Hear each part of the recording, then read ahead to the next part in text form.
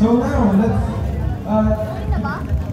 to give us a short message, let us all welcome the UNOCAD President and Founder, Engineer Alan Sopido.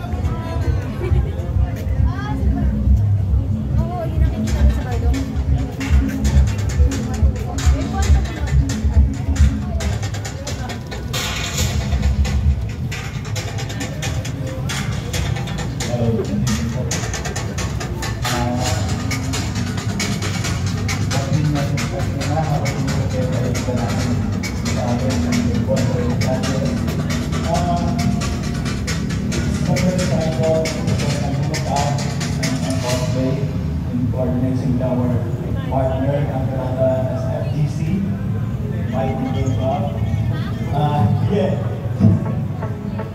First time ko ito para sa Abaka Festival. And I think siguro we can do something different. At sabi nga ni